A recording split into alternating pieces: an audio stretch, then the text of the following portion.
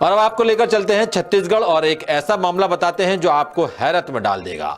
आपको यह भी पता चलेगा कि सरकार और समाज के बीच के सेतु यानी ब्रिज कहा जाने वाला सरकारी सिस्टम किस तरह काम कर रहा है। दरअसल एक किसान ने 30 साल पहले नहर परियोजना के लिए सरकार को अपनी जमीन दी थी। बदले में उसे अच्छा खासा मुआवजा भी मिल चुका था। बाद में सरकार ने जमीन का अधिग्रहण भी कर लिया।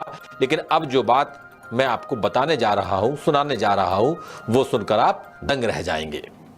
अब 30 साल बाद उसी जमीन का डायवर्जन भी हो गया है, और वो भी कमर्शियल यानी व्यावसायिक निर्माण के लिए। और ये मुमकिन कर दिखाया है एक तत्कालीन महिला एसडीएम ने।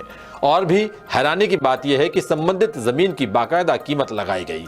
एसडीएम ने 5 लाख रुपए में असंभव काम को संभव कर दिखाया। और यह सब मामला है कोरिया का। दरअसल कोरिया जिले के, छत्तीसगढ़ के कोरिया की बात कर रहा हूं मैं। दरअसल कोरिया जिले के कलेक्टर के पास एक शिकायत पहुंची है जिसमें कहा गया है कि तत्कालीन एसडीएम और मौजूदा अपर कलेक्टर अंकिता सोम ने 5 लाख रुपए लेकर नहर की सरकारी जमीन का डायवर्जन कर दिया है। क्या है ये पूरा पेचीदा मामला जानने से पहले तस्वीर में नजर आ रही मैडम के बारे में जान लेते हैं। इनका नाम है अंकिता सोम, जो वर्तमान में छत्तीसगढ़ के कोरिया जिले की अपर कलेक्टर है। मैडम पर आरोप लगे हैं कि उन्होंने महज 5 लाख रुपए लेकर नहर परियोजना की सरकारी जमीन का कमर्शियल लैंड में डायवर्सन कर दिया। मैडम को लेकर कोरिया कलेक्टर के पास एक लिखित शिकायत पहुंची है जिसमें बताया गया है कि जो जमीन सरकार ने नहर परियोजना के लिए अधिग्रहित की थी, उस जमीन का डायवर्सन कर व्यावसायिक निर्माण की परमिशन दे दी।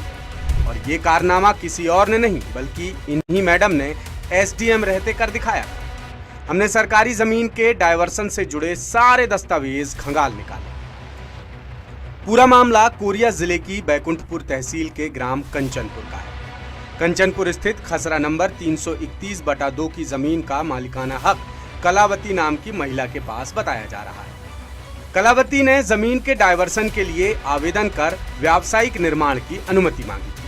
आवेदन के आधार पर संबंधित जमीन का व्यावसायिक निर्माण के लिए डायवर्सन कर दिया गया। लेकिन 10 सूत्र की पड़ताल में एक बड़ा पेंच सामने आया। दरअसल मसला ये है कि 331/2 खसरा नंबर की जमीन का अधिग्रहण 30 साल पहले ही सरकार मेज नहर परियोजना के लिए कर चुकी है। बात 1993 की है, जब एक किसान ने सरकार को जमीन देकर बाकायदा मुआवजा भी ले लिया था। यानी ये जमीन अब सरकारी हो गई। लेकिन सवाल उठता है कि आखिर सरकारी जमीन का डायवर्सन व्यावसायिक निर्माण के लिए कैसे हो गया। कलेक्टर से की गई शिकायत के मुताबिक ये सब मोटी रकम के लेन देन से संभव हो पाया है, और इसे संभव कर दिखाया है तत्कालीन एसडीएम और अब कोरिया की अपर कलेक्टर अंकिता सोम ने। शिकायत में बताया गया है कि अंकिता ने 5 लाख रुपए में सरकारी जमीन का डायवर्सन कर दिया। 10 सूत्र ने और गहराई से पड़ताल की तो पता चला कि मामले में खास तौर पर 3 पॉइंट्स पर गंभीर सवाल उठ रहे हैं। पहला, ग्राम पंचायत से अनापत्ति प्रमाण पत्र न लेकर सीधे सरपंच से बिना डिस्पैच नंबर के प्रमाण पत्र ले लिया गया, जो नियम विरुद्ध है। दूसरा, पीडब्ल्यूडी विभाग से मिली एनओसी में भी पूरी तरह अनापत्ति नहीं दी गई। और तीसरा, राजस्व निरीक्षक ने भी जमीन को लेकर अपना प्रतिवेदन दे दिया। और इतना सब होने के बावजूद अंकिता ने जमीन का डायवर्सन कर दिया। ये शिकायत कलेक्टर के अलावा मुख्यमंत्री और मुख्य सचिव से भी की गई है। शिकायतकर्ता ने मामले की गहराई से जांच कराने की मांग की है। उसका कहना है कि मेज नहर परियोजना के लिए अधिग्रहित की गई जमीन का अधिकारी की मेहरबानी से डायवर्सन कर दिया गया। जांच में सारे तथ्य सामने आ जाएंगे। चूंकि मैडम अपर कलेक्टर हैं, इसलिए किसी बड़े अधिकारी से मामले की जांच कराई जाए।